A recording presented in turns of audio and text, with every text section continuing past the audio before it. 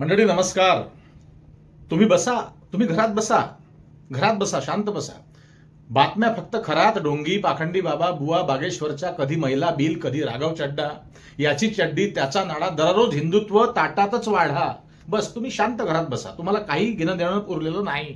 सामान्य नागरिकांना म्हणतोय, तुम्हाला सोयीस्करपणे वेगवेगळ्या विषयात हे सरकार गुंतवून ठेवत आहे, हे तुमच्या बोडख्यात बसत नाही. आणि तुमची अगदी खोलून सुरू आहे. लक्षात घ्या, गेल्या 10 वर्षात मंडळी 80% महागाई वाढली आहे, पण लक्ष नाही तुमचं. आणि यामुळे पुढील 10 वर्षात एवढ्याच टक्क्यांनी गरिबी वाढणार, हे धक्कादायक सत्य आज या बातमीत ऐका. अंधभक्त असाल तर निघा, ही बातमी सोडून चालते व्हा.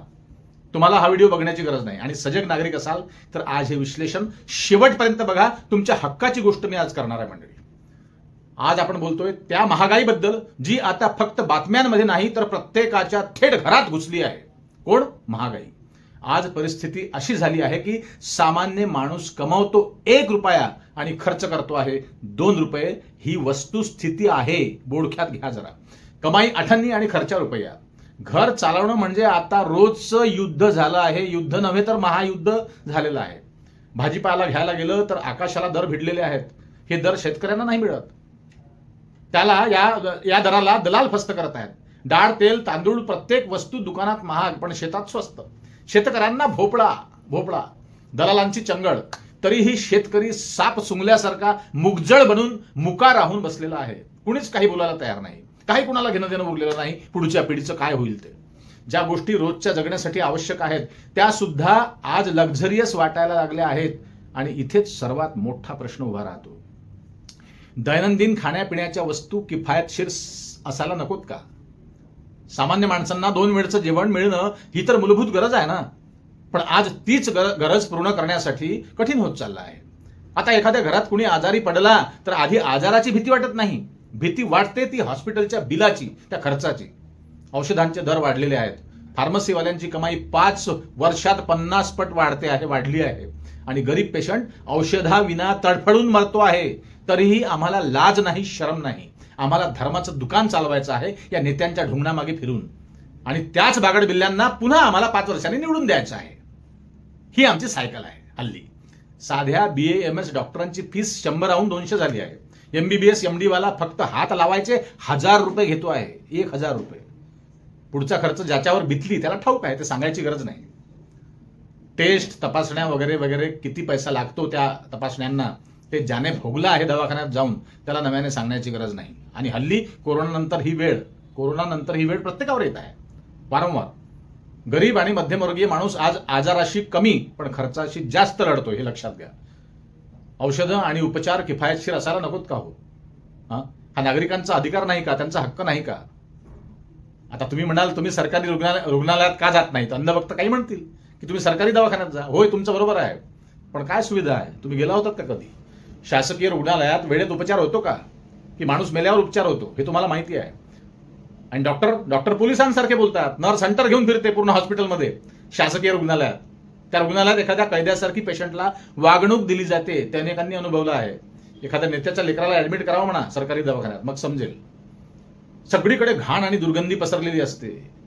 हे नेते, आमदार, खासदार, मंत्री, संत्री फक्त बाताड्या मारण्यात व्यस्त असतात. आणि तुम्ही फक्त एखाद्या मठ्ठासारखे घरी बसून त्यांच्यावर टाळ्या ठोकत असता. हाच तुमचा धंदा होऊन बसलेला रोजचा. हल्ली सर्वात मोठा मुद्दा कोणता असेल मंडळी, तर तो आहे शेतकऱ्यांचा. अहो, जो आपल्यासाठी अन्न उगवतो, दिवस रात्र शेतात मरतो, राबतो, पिचतो, तोच आज सर्वात जास्त अडचणीत आहे. बियाणं काय तर महाग, खत काय तर महाग, औषधं काय तर महाग, डिझेल काय तर महाग. शेती करायची तर खर्च वाढतोय दिवसेंदिवस दुपटीनं. आणि उत्पादन विकायचा तर भाव मिळत नाही. सोनं आकाशाला भिडलं आणि सोयाबीन मुरमुऱ्याच्या भावात विकल्या जात आहे. याची लाज सरकारलाही नाही आणि खुद्द शेतकऱ्यांनाही नाही. तरी देखील या सरकारला लाज शरम उरली नाही. अंधभक्त शेतकरी काय म्हणतात माहिती आहे? जागतिक मंदी आहे. मूर्खांनो. कारण तसं नरेटिव्ह सेट केलं जात आहे. त्यांचा काही गुन्हा नाही. हे भाबडे झाले आहेत. तुमच्यावर सतत होणाऱ्या या अन्यायासाठी तुमच्या अंगात कधीच भानामती शिरत नाही का हो? तुम्हाला कधीच संताप येत नाही का? कारण तुमच्या बुद्धीवर या बाणगुळांनी डाका टाकला आहे पुन्हा 5 वर्षांनी येण्यासाठी. या अंधभक्ताळांच्या नादी लागून तुम्हाला येत्या 10 वर्षात गरिबीच्या रेषेखाली ढकलल्या जाणार आहे. हे धक्कादायक वास्तव तुमच्या पुढे आज ठेवतोय मी. लक्षात घ्या, लिहून घ्या, ही बातमी रेकॉर्ड करा. शेतीसाठी लागणाऱ्या वस्तू किफायतशीर असायला नकोत का? हा प्रश्न फक्त शेतकऱ्यांचा नाही, हा आपल्या सगळ्यांच्या भविष्यासंबंधी प्रश्न आहे.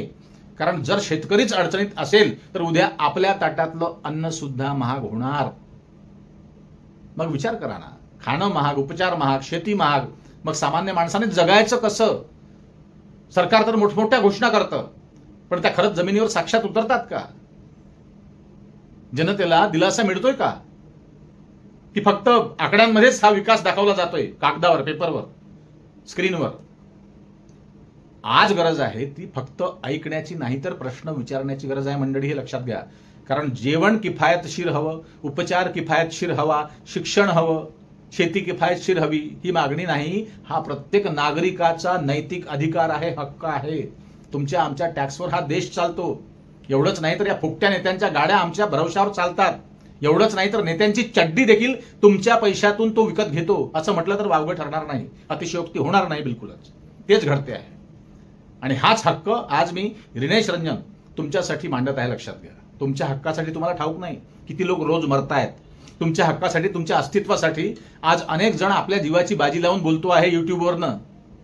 तो मरतो आहे, त्याला कारागृहात जावं लागत आहे, पण तुम्ही फक्त ऐकण्यापलीकडे काहीही करत नाही, शंडासारखे बसले आहात. येणाऱ्या काळात तुम्हाला गरीब करण्याचं जणू षडयंत्र आखलं आहे की काय असं वाटायला लागलं आहे, पण तुम्हाला ते काही वाटत नाही. तुम्हाला हवा आहे धर्म, भगवा, रंग, जगण्याचीच भीती वाटावी असं हे भयान वास्तव आहे. हे तुमच्या लक्षात काय येत नाही. जिकडे बघाल तिकडे महत्वाचे मुद्दे सोडून फालतूच्या विषयात तुम्हाला सोयीस्करपणे अडकवून ठेवण्यात येत आहे. हे षडयंत्र आहे. बाबा, बुवा, अंगारा, धुपारा, भानामती, सेनामती यातच तुम्ही व्यस्त तुम्हाला ठेवल्या जात आहे, अगदी सोयीस्करपणे. सगळं केवळ तुमचं लक्ष विचलित करण्यासाठी सुरू आहे, पण अनेक भक्ताळ्यांच्या ते लक्षातच येत नाही. आम्ही किती दिवस बोलणार आहोत? एरवी प्रवासात कुणाचा साधा पाय पायावर पडला तुमच्या बसमध्ये की तुम्हाला सहन होत नाही. लगेच एक दुसऱ्याची मायबहीण घेता, तिथल्या तिथेच डोळे पिंजारता, जिथे गरज नाही तिथे ढखरता, बरडता, बोलता, भांडता, आणि जिथे बोलायचं तिथे शेपूट घालून पडता. वा. त्यामुळे अन्याय करणाऱ्यांपेक्षा अन्याय सहन करणाराच हा नालायक असतो, हे लक्षात घ्या. तो अपराधी असतो. येणाऱ्या काळात तुमचे खिसे फार सोयीस्करपणे रिकामे केले जातील. लक्षात घ्या. हळूहळू, स्लो पॉयझन. कारण पैसे संपले, मिळकत आखूड झाली तर आपसुकच तुमचे प्रश्न बंद होतील, आणि सरकारला तेच हवं आहे. तुम्ही बाबाबुवांच्या सांगण्यावरून लेकरं पैदा कराल आणि धर्मरक्षेच्या नावावर त्यांना भीक मागायला रस्त्यावर सोडाल. यापेक्षा दुसरं काही होणार नाही या देशात आता. आज हे ऐकायला तुम्हाला जरी सोपं वाटत असलं तरी हे जगणं तुमच्यासाठी उद्या अवघड होणार आहे. तुमच्या पिढ्या तुम्हाला माफ करणार नाही, हे लक्षात घ्या. तुम्हाला लुटून अरबो रुपये रोज गोळा केले जात आहे टॅक्सच्या रूपाने, आणि तुम्ही मजा बघत आहात फक्त. लक्षात घ्या, धर्माच्या आधी पोट असतं आणि पोटासाठी काम करावं लागतं, आणि कामाचे दाम व्यवस्थित मिळावे, जगणं सुकर व्हावं यासाठी सरकारचं लक्ष आपल्याकडे असावं लागतं, त्यांचं नियोजनबद्ध काम असावं लागतं. सामान्य माणूस भरडतोय, सरकार झोपलं का? महागाईने कंबर मोडली, सामान्य माणसांनी जगायचं कसं? खाणं महाग, उपचार महाग, याला जबाबदार कोण? हाच का तो सबका साथ सबका विकास? अशा असंख्य प्रश्नांची उत्तरे तुम्ही कधी विचारणार आहात सरकारला? ते कमेंट करून सांगा. थांबतो. तुमचं काय मत आहे? महागाईवर नियंत्रण होईल का, की सामान्य माणूस असाच भरडत राहणार, असाच मरेल, असाच गरिबी रेषेखाली जाईल? कमेंट करून नक्की सांगा. आणि अशाच प्रखड, स्पष्ट आणि निर्भीड बातम्यांसाठी, विश्लेषणासाठी, निर्भीडपणे बोलण्यासाठी आपल्या चॅनलला सबस्क्राईब करा मंडळी, आणि जास्तीत जास्त संख्येने हा व्हिडिओ शेअर करा. आम्हाला आनंद होईल. नमस्कार.